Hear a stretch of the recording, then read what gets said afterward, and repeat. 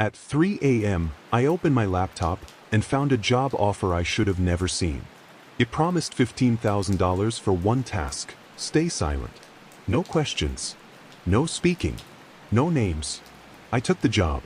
And that was the last night I ever heard silence the same way again. This is not just another story about the dark web. It's about what happens when you become a part of something ancient. Something that listens even when no one else is there. Viewer discretion is strongly advised. Put on your headphones. And whatever you do, don't speak.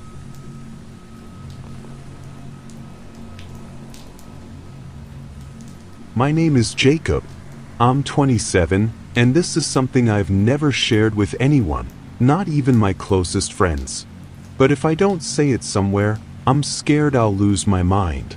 This happened 3 years ago, during the worst time in my life. I had just lost my job at a small web design firm. I was drowning in student debt, living alone in a tiny apartment in Cleveland with paper-thin walls and a landlord who didn't care if the heating worked or not. My fridge was mostly empty. I remember staring at an expired jar of pickles one night and thinking, this is my rock bottom. But it wasn't, because that same night I found something on the internet that changed my life and nearly ended it. I was scrolling Reddit, specifically a thread called r/needmoneynow. It's mostly filled with sketchy surveys or people begging for donations. But one comment caught my eye. It was vague and chilling. Real money. No questions. No names. Just silence. DM for link. It had 0 upvotes. No replies. Normally I'd scroll past stuff like that, but desperation does weird things to people. I clicked the user's profile. No posts. Account made 6 hours ago. I DM'd him anyway. All I wrote was, interested. He replied instantly. http://thequietmarket.onion. Use Tor. No screenshots. No sound. No turning back. It was like something out of a creepypasta. But I'd used Tor before, mostly out of curiosity. So I downloaded it again, plugged in the URL, and waited. The screen stayed black for a few seconds. Then a single sentence appeared in white text. Welcome to the quiet market. Please remove all sound from your room. There was no music, no color, no graphics, just silence and that blinking cursor. I muted everything, phone, laptop, even my wall clock. Then it showed a list. There were only 5 listings. They were called things like Night Watch Level 1, The Screaming Child Level 2, Final Words Level 3, Borrowed Face Level 4, Mr. Silence Invite Only. Each one had a payout listed next to it. Night Watch offered $300. Screaming Child, $750. By the time you got to Borrowed Face, it said $5,000. I clicked on Night Watch. A simple page opened. Instructions only. Keep your webcam on. Do not speak. Do not leave your chair. Watch the screen from 12 a.m. to 3:33 a.m. Payment will process after you complete the job. Do not attempt to record. Do not attempt to leave. Below that was a single button. Accept job. It sounded like a prank. Or maybe a horror ARG. But what got me was the timer. 5 minutes remaining before the job expired. And under that, 2 spots left. I don't know what made me do it, but I clicked accept. My screen flashed. Then a live webcam window opened. Just me sitting there, staring at my reflection. I checked my clock. It was 11:59 p.m. I figured I'd sit there, maybe some weird video would play, maybe it was a social experiment. Either way, I was $300 closer to paying rent. That's how I justified it. But at 12:01, something changed. The screen flickered. My webcam went black for half a second. Then it returned, but this time, my reflection wasn't quite right. I leaned in closer. The room in the video looked the same. My face looked the same. But something was wrong. My reflection blinked slower than I did. Not a delay, like it had its own rhythm. I waved. It waved back, a second late. I reached for my phone. Immediate error on the screen. Do not move. Do not break the silence. I froze. The silence in the room felt thick, like I was underwater. Every tiny sound, the creak of my chair, my shallow breaths, echoed louder than they should have. Then the screen glitched again. My reflection smiled. I didn't. It lifted its hand to the camera, kept mine still. It slowly dragged its finger across its throat, and then the lights in my room flickered. I remember jolting up, heart racing, spinning around. Nobody there. But when I turned back to the screen, my reflection was back to normal, sitting still, matching me again. I thought maybe I'd imagined it. Maybe it was stress or some programmed animation. I checked the time. It was only 12:26 a.m. I still had over 3 hours to go. I forced myself to sit still. No music. No phone. No breaks. Just 3 more hours of watching myself and hoping nothing else changed. I wish I could say that was the scariest part. It wasn't. At 1:17 a.m., a new window opened next to the webcam. It was a live feed of someone else's room. Blurry. But I could see a figure sitting in front of a computer, just like me. Then another window opened. And another. And another. By 1:30, there were 9 feeds on my screen. All people, just like me, silently sitting in front of their webcams. Some looked terrified. Others had tears running down their faces. I scanned their backgrounds. One guy had "Happy Birthday" balloons behind him. Another woman looked like she was in a hospital bed. Then I saw one feed number 7, and my blood ran cold, because the person on that screen was my best friend Greg. I hadn't told him anything about this. I hadn't even texted him that week. He looked confused. Then his eyes went wide. He stared directly into his webcam and typed something on a piece of paper. Get out. It's not a game. They come after silence. Before I could react, his feed cut to black. At 3:33 a.m., my screen finally went dark. Then a final message appeared. Payment processed. $300 credited. My Cash App pinged. It was real. I slammed my laptop shut and couldn't sleep the rest of the night. I called Greg the next day. He didn't answer. I went to his apartment. The front door was open. His phone, his keys, everything was there. But Greg was gone. Vanished. That was 3 years ago. I've never gone back on the dark web. Never used Tor again. Every year on that same night, 3:33 a.m., I leave the TV on, play music, do anything but stay in silence. And every year, I get a new email. No subject, no sender, just a message. You saw feed number 7. Next time, you'll be feed number 10. It's been exactly 1 year since I took the night watch job from the quiet market. Since then, Greg, my best friend, has never been found. The cops didn't find signs of struggle. No signs of forced entry. It's like he got up, walked out, and never came back. But I know the truth. I saw him on feed number 7. I saw his warning. They come after silence. Since then, I haven't slept the same. I don't live the same. I leave a fan running at night, keep the radio on low, and never, ever let my room go completely quiet. Because something lives inside that silence. The quiet market didn't send anything for 11 months. No emails, no pings, no messages. Until last week. It came in the form of a letter, not an email. A letter taped to the inside of my apartment door. I didn't hear anyone approach. No footsteps, no knock. Just woke up one morning and it was there, black envelope, no stamp, sealed with what looked like wax in the shape of a speaker with an X over it. Inside, a single sheet of paper. Jacob, your silence has been purchased. You are now eligible for level 2, the screaming child. Decline, and we'll find another. Accept, and you may keep what little you have left. Under it, yes or an O, written in a box. No instructions. No website. Just that. My gut told me it was bait. I should have burned it, tossed it out. But I didn't. I stared at that paper for hours. And eventually, I checked yes.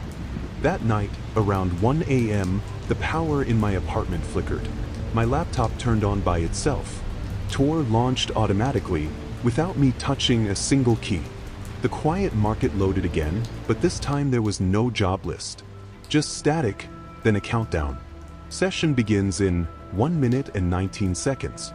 I reached to close the lid, but my cursor was frozen. Then the screen flashed white, and a window appeared. This time, there was no webcam, no feeds, just the crib. A live stream of a small baby crib in a pitch-black room. The camera was fixed at a high corner, like a security feed. I stared. Nothing moved. I thought maybe it was a trick. Then, at exactly midnight, the baby in the crib sat up. Not gradually. Not like a normal baby. It just jolted upright, like a puppet yanked by strings. I felt my throat tighten. I don't know why, but I whispered, "What the hell?" The baby turned its head toward the camera. Not in curiosity. Not with a baby's innocence. With awareness. Like it knew I was watching. And then, it opened its mouth and screamed. It wasn't a baby scream. It was layered, like hundreds of voices howling at once. Low and high. Man and woman. Animal and human. My laptop speakers crackled under the weight of it. I tried to mute the sound. Wouldn't work. Tried to turn it off. Wouldn't shut down. I shoved my headphones in. Useless. I threw the entire laptop across the room, but the sound didn't stop. It was coming from the air. From the walls. Like my entire apartment was vibrating with it. And then, silence. I woke up the next morning on the floor. My laptop was shut, undamaged, sitting neatly on my desk like nothing happened. A message blinked on the screen. You completed level 2, $750 credited. I checked my Cash App. It was there. But something else was too. I noticed a new transaction labeled only as gift from Mr. Silence. $1. Good. I clicked it. No info. No description. Just the dollar. But when I returned to the main app screen, my contacts list was gone. Friends, family, saved numbers. All erased. I went into my phone gallery. The baby's room, the crib, was there. Screenshot after screenshot. But I never took them. And in the final image, I saw something new. A hand. A large, pale, inhuman hand reaching down into the crib. Later that night, I went out for air. I walked to the end of my street and noticed something that froze me. On the telephone pole at the corner, there was a missing poster. The baby. The same one from the feed. Different clothes. But same face. Same eyes. Name, Violet Harris. Missing 3 days ago. Last seen, in her crib. I fell to my knees. My ears rang. I realized something. The quiet market doesn't invent things. It doesn't create horror. It sells real pain. Real silence. Someone paid to watch that baby disappear. I was just the middleman. I was part of it now. A few days later, another envelope came. No words inside. Just a Polaroid. Of me. Sleeping. And on the back, you are now eligible for level 3. Final words. The day after I found that Polaroid, the one of me sleeping, I didn't leave the house. I didn't eat. I barely breathed. That picture, it shook something in me. Not just because someone had been inside my apartment. Not just because I didn't hear them. But I wasn't alone in the photo. If you looked in the upper right corner, blurred by shadow, hidden by the faint glow of my desk lamp, you could see it. A figure. Tall, thin, all black. Not a hoodie. Not a coat. Something that looked stitched from silence itself. Its head was bent at an unnatural angle, almost like it was listening or whispering into my sleeping ear. The next night, I didn't sleep. I drank coffee, sat with a baseball bat, left every light in the apartment on, TV on max, laptop volume full. I even left my phone connected to white noise on YouTube, anything to stop the silence. At exactly 3 a.m., my laptop turned on by itself again. Same as last time. No apps open this time. No countdown. Just a pitch black screen. One line of text appeared in that same glitchy white font. Level 3, final words. Then the screen cut to black, and stayed that way for what felt like minutes. Then the screaming began. Not from the laptop. From behind me. I turned around, bat in hand. Nothing. But the scream echoed like it was inside the walls. Inhuman. Like something was clawing at the edges of my hearing. Then, just as suddenly, it stopped. And from the laptop, a whisper. Human. Speak, and it takes someone you love. Then a new window opened. A webcam. Not mine this time.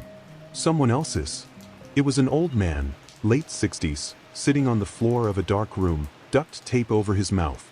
He looked terrified. His eyes begged the screen. Then another message appeared. Say one word out loud, and he dies.